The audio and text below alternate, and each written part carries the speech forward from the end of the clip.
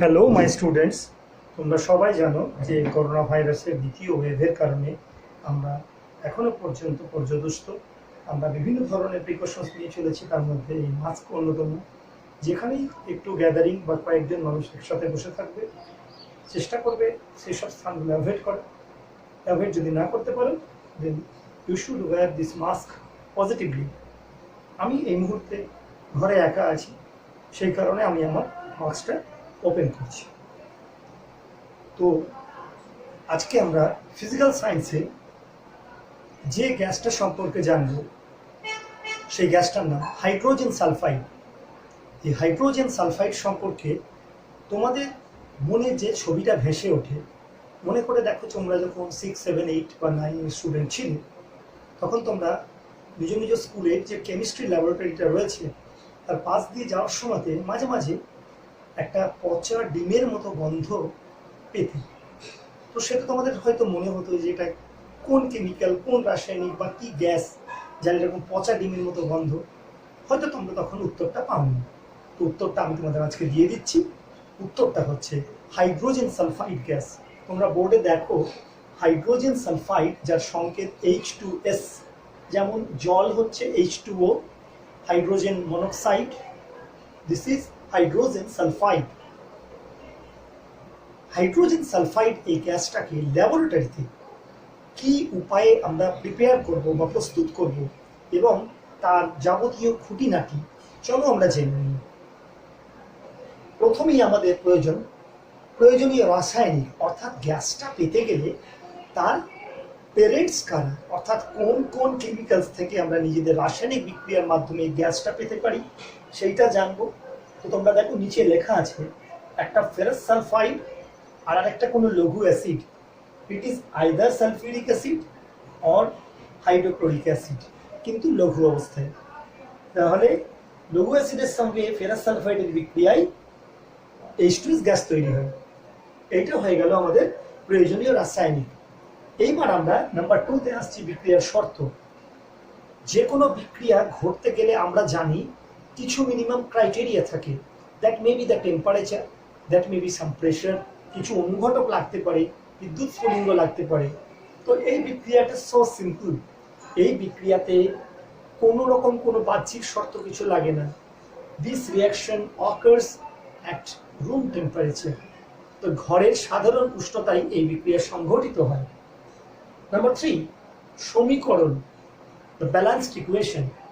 দেখে নাও, FeS plus H2SO4 is equal to FeSO4 plus H2S. H2S যেহেতু এখানে gas, সেই জন্য আমরা একটা আপ সাইন বা ঊর্ধ্বমুখী বা অ্যারো মার্ক একটা দেব, লাইক দিস। যেহেতু এটা গ্যাস, যদি অদক্ষেপ হতো তো আমরা ডাউনওয়ার্ড একটা অ্যারো দিতাম। এখানেও আমরা একটা আপওয়ার্ড অ্যারো দেব। This means H2S is gaseous. তো সমীকরণ আমরা জেনে গেলাম। H2SO4 এর জায়গায় যদি HCl ব্যবহার করতাম, তাহলে ব্যালেন্সড ইকুয়েশনটা দাঁড়াতো FeS plus 2 HCl is equal to FeCl2 plus H2S। আমাদের সমীকরণ শেষ। নেক্সট স্টেপ, যন্ত্রপাতি বা প্রয়োজনীয় অ্যাপারেটাস। অ্যাপারেটাস খুবই সিম্পল, জটিল কিছু নেই, তোমরা নিজেরাই বানাতে পারবে ল্যাবরেটরিতে। এইটাকে এক ধরনের একটা বোতল, এটার নাম উলফ বোতল। এই উলফ বোতলে তোমরা দেখবে দুটো মুখ আছে, দুটো প্রান্ত আছে। একটা প্রান্ত দিয়ে একটা লম্বা নলযুক্ত ফানেল প্রবেশ করানো হয়েছে। এটাকে বলা হয় দীর্ঘ নল ফানেল, বা ইংরেজিতে বলা হয় থিসল ফানেল। এই দীর্ঘ নল ফানেলের ভেতর দিয়ে ড্রপ বাই ড্রপ, ফোঁটা ফোঁটা অ্যাসিড ফেলা হয়। কোন অ্যাসিড? জেনারেলি আমরা H2SO4 ব্যবহার করি। এটা 1:1। 1:1 মানে 1 ভাগ অ্যাসিড 1 ভাগ জল। তোমরা এটা ইতিমধ্যেই জানো যে কোনো অ্যাসিডকে লঘু করতে গেলে অ্যাসিডের মধ্যে কখনো জল দিতে হয় না। পার্টিকুলারলি H2SO4 এর ক্ষেত্রে তো ভেবেও মানে স্বপ্নেও না। আমরা সবসময় জলের মধ্যে অ্যাসিডকে মেশাবো। এখানে 1:1 অনুপাতে মেশানো হয়েছে। এই লম্বা দীর্ঘনল ফানেলটা দেখো, প্রবেশ করেছে অ্যাসিড মিশ্রিত FeS এর মিশ্রণের তলদেশ অবধি বা এই অ্যাসিড লেভেলের নিচ অবধি। অন্যদিকে আরেকটা নল আরেকটা মুখ দিয়ে বেরিয়ে গেছে, এটাকে আমরা নাম দিয়েছি নির্গম নল, আউটলেট। এই নির্গম নলের ভেতর দিয়ে গ্যাস বেরোবে। তো রিয়াকশনটা কিরকম? দিস ইজ এফিএস, সলিড অবস্থায় যত সম্ভব গুঁড়ো করে আমরা এটাকে নেব, যাতে গুঁড়ো করলে রিয়াকশন রেটটা বাড়ে। ওপর থেকে ফোঁটা ফোঁটা করে লঘু সালফিউরিক অ্যাসিড 1:1 ফেলা হচ্ছে। যেমন যেমন বিক্রিয়া ঘটছে তেমনি তেমনি হাইড্রোজেন সালফাইড গ্যাস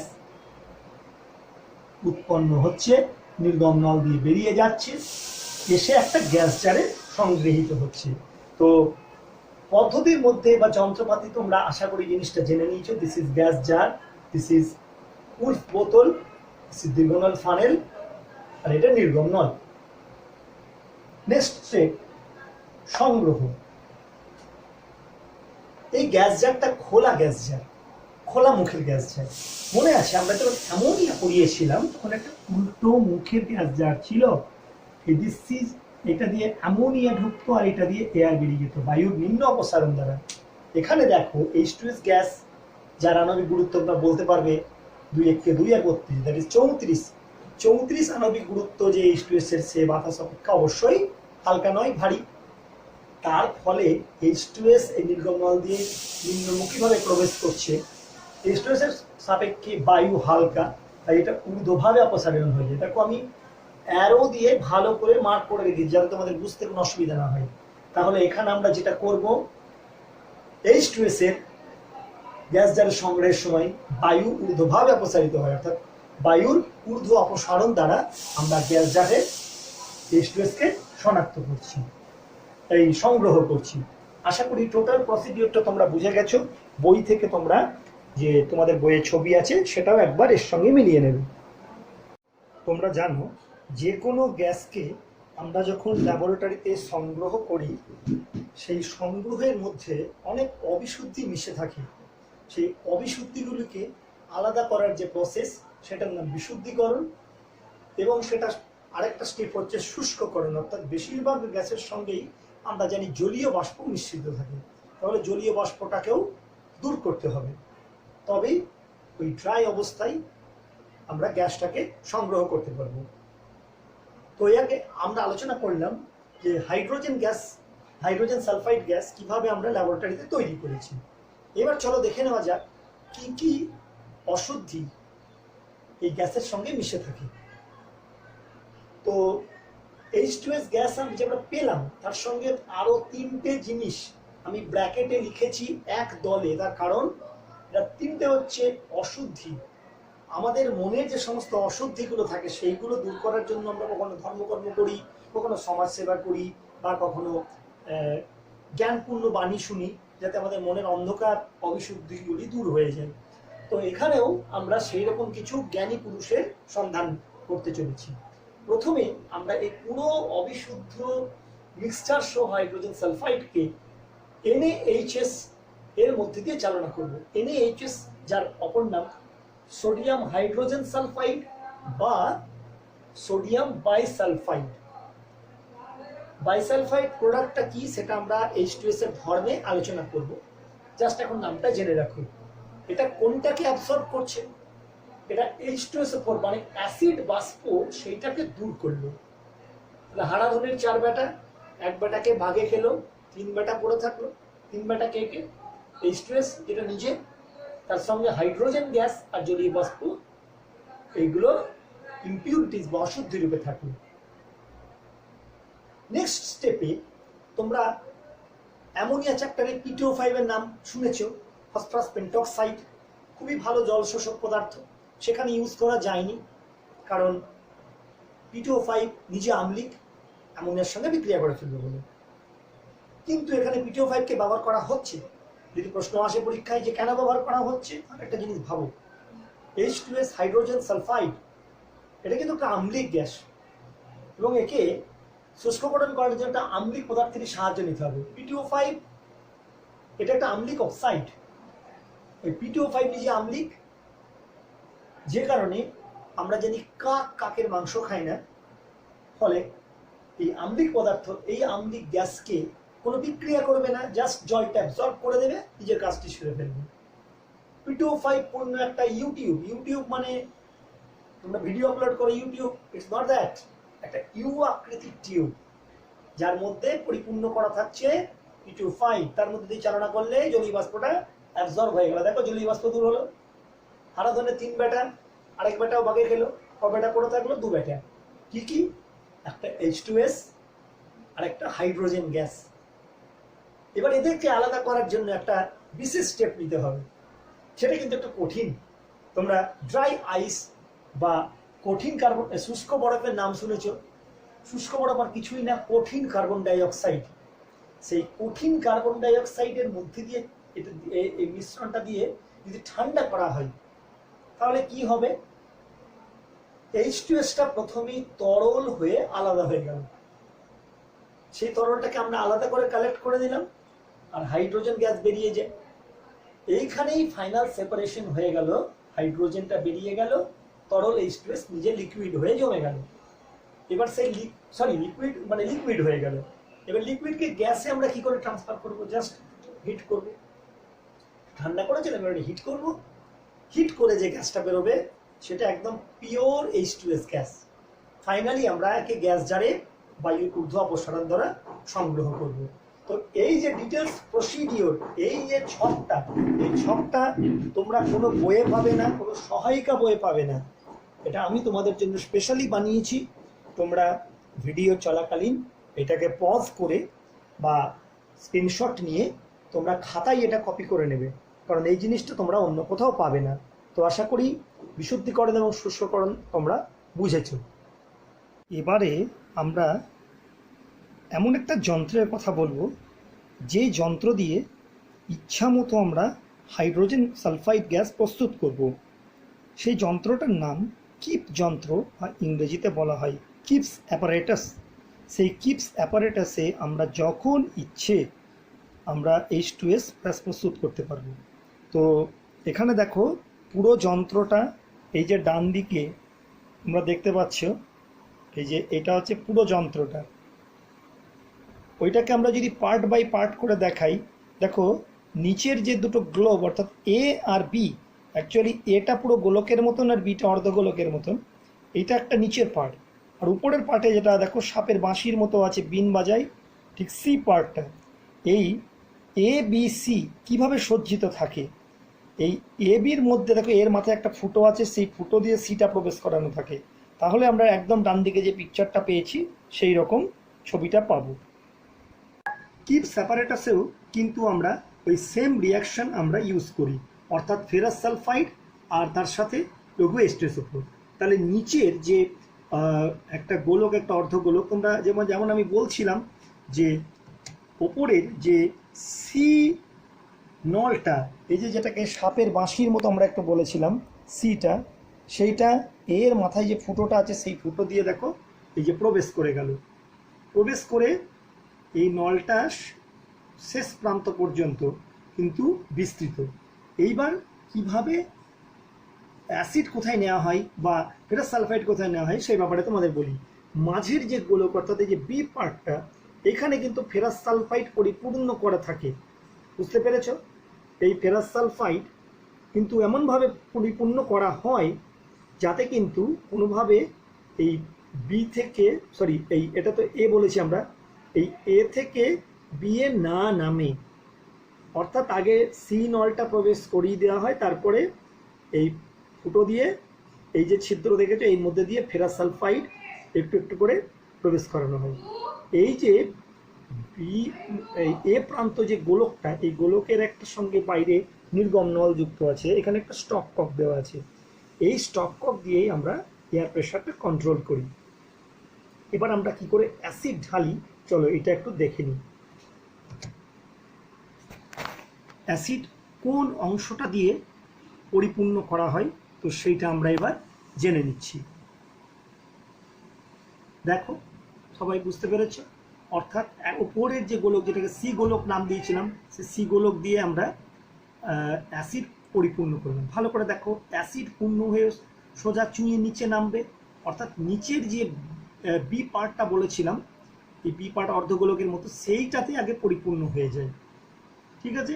তারপরে বাকি কিছু অ্যাসিড এই যে সি নল অর্থাৎ সাপের বাঁশির মতন যে অংশটা রয়েছে তার মধ্যেই আবদ্ধ থেকে যায়। এটা কোনোভাবেই কিন্তু দেখো মধ্যের যে গোলকটা সেখানে তার টাচে আসছে না, তার টাচে আসবে কখন সেটা তোমাদের একটু বুঝতে হবে। এইবার আমরা স্টপ ককটা খুললাম। স্টপ ককটা খুললে কি হচ্ছে দেখো, স্টপ কক খুললে কিছুটা অ্যাসিড এর সংস্পর্শে আছে, অর্থাৎ নিচের যে বি প্রান্ত তার যে অ্যাসিড এটা ফেরাস সালফাইডের সংস্পর্শে এসে একটু তো বিক্রিয়া করেইছে, তার ফলে একটু H2S গ্যাস উৎপন্ন হয়েছে। সেই H2S গ্যাসটা যখন উৎপন্ন হয়েছে সেটা কোথায় আবদ্ধ থেকে গিয়েছে, এই যে গোলক, মাঝের যে গোলক, সেই গোলকের ফাঁকা অংশে। যেই আমরা স্টপ কক খুললাম সঙ্গে সঙ্গে হাইড্রোজেন সালফাইড গ্যাস বেরোতে থাকলো। হাইড্রোজেন গ্যাস সালফাইড বেরোনোর সঙ্গে সঙ্গে এই মাঝের গোলকে একটা শূন্যতার সৃষ্টি হলো। সেই শূন্যতা সৃষ্টি হওয়ার কারণে নিচের থেকে কিছুটা অ্যাসিড আবার ওই মাঝের গোলকে উঠে আসবে, এবং এইভাবে আমরা যতবার ইচ্ছা স্টপ কক খুলব H2S গ্যাস বেরোবে, ভ্যাকুয়াম ক্রিয়েট হবে, ভ্যাকুয়াম ফিল আপ করার জন্য নিচ থেকে অ্যাসিড উঠে আসবে, বিক্রিয়া হবে, আবার H2S বেরোতে থাকবে। কিন্তু কন্টিনিউয়াস নয়, এটা ইচ্ছা মতন, অর্থাৎ যতক্ষণ আমি এটাকে খুলবো ততক্ষণই বিক্রিয়া চলবে। যেই আমি স্টপ কক বন্ধ করে দিলাম সঙ্গে সঙ্গে মাঝের গোলকে উৎপন্ন H2S তার চাপে এই লিকুইড যে অ্যাসিডটা, ডাইলুট অ্যাসিড, তাকে নিচের অর্ধগোলকে ফেরত পাঠিয়ে দেবে। অর্থাৎ যতক্ষণ আমি স্টপ কক খুলছি ততক্ষণ রিয়াকশন, স্টপ কক বন্ধ তো রিয়াকশন বন্ধ। তাহলে কিপস অ্যাপারেটাসের সাহায্যে H2S ছাড়া CO2 এবং আরও অনেক গ্যাস উৎপন্ন করা যায় খুব ইনস্ট্যান্টলি। আশা করি এটা তোমরা বুঝতে পেরেছো এই কিপস অ্যাপারেটাসের মাধ্যমে। তো কিপস অ্যাপারেটাসের তোমরা কিন্তু একটা ছবি প্রত্যেকের খাতায় এঁকে রাখবে, এটা বইয়েও আছে, তবে আমি সবাইকে বলবো এই ছবিটা আঁকতে, কারণ এই ছবিটা খুব সিম্পল আছে, খুব সিম্পলভাবে ব্যাখ্যা করে দিয়েছে। এবারে আমরা H2S এর রাসায়নিক ধর্ম জানার আগে তার কিছু ভৌত ধর্ম সম্পর্কে জেনে নেব। তোমরা জানো ভৌত ধর্ম মানে আমরা বাহ্যিকভাবে চাক্ষুষ দেখে যে ধর্মগুলো সম্পর্কে অবহিত হই। তো প্রথমেই আছে অবস্থা। H2S আমরা জানি নর্মাল টেম্পারেচারে এটা একটা গ্যাস, এটা লিকুইডও নয় সলিডও নয়, তবে একে লিকুইড করা যায়। নেক্সট হচ্ছে বর্ণ। H2S এর কোনো বর্ণ নেই, অর্থাৎ বর্ণহীন গ্যাস। নেক্সট আসছে গন্ধ, তার মানে রটন এগের যে স্মেলটা হয়, অর্থাৎ পচা ডিমের মতো যে গন্ধ, সেটা H2S এর, অর্থাৎ এর একটা স্পেসিফিক গন্ধ আছে। চাপের প্রভাব, তো যে কোনো গ্যাসকে আমরা চাপ প্রয়োগ করে উষ্ণতা কমিয়ে তরলে পরিণত করতে পারি, H2S কেও করতে পারি। H2S এর ঘনত্ব, H2S কিন্তু বাতাসের চাইতে ঘন, অর্থাৎ বাতাসের চাইতে ভারী, যার প্রমাণ আমরা দেখেছি যে বায়ুর ঊর্ধ্ব অপসারণে সংগ্রহ করেছি। নেক্সট আসছে দ্রাব্যতা। তো H2S এর দ্রাব্যতা একটু অন্যদের থেকে একটু আলাদা। তো কিরকম, এটা হচ্ছে গরম জলে গুলতে চায় না, ঠান্ডা জলে দ্রাব্য। আমরা এরকম অনেক পদার্থ জানি যারা ঠান্ডা জলে সহজে দ্রবীভূত হয় না, টকবক করে ফোটালে গরমে দ্রবীভূত হয়ে যায়, কিন্তু এখানে H2S তাদের থেকে আলাদা। আবারও বলছি, এটা কিন্তু গরম জলে গলে না, অদ্রাব্য, কেবলমাত্র ঠান্ডা জলেই দ্রাব্য।